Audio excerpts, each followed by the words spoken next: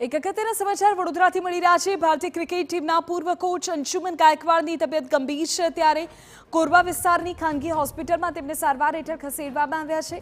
Cancer જેવી ગંભીર બીમારીથી અંશુમન ગાયકવાડ પીડાઈ રહ્યા છે। થોડા સમય પહેલા લંડનમાં તેમની સારવાર થઈ હતી, જો કે અત્યારે પણ તેમની સ્થિતિ સ્થિર હોય તેવી વિગતો નથી। અત્યારે કેન્સર જેવી ગંભીર બીમારીથી તેઓ ઝઝૂમી રહ્યા છે। પૂરી જાણકારી અમારા સંવાદદાતા પ્રશાંત કચ્છર આપી રહ્યા છે। પ્રશાંત, કેવી સ્થિતિ છે ત્યારે અંશુમન ગાયકવાડની વિગતો? બિલકુલ, ભારતીય ક્રિકેટ ટીમના પૂર્વ કોચ અંશુમન ગાયકવાડ છેલ્લા ઘણા સમયથી એક માંદગીમાં પીડાતા હતા।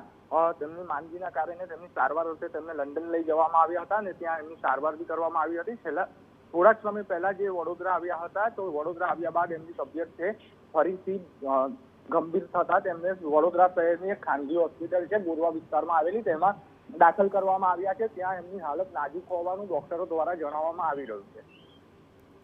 ઓકે પ્રશાંત, આભાર આ તમામ જાણકારી બદલ।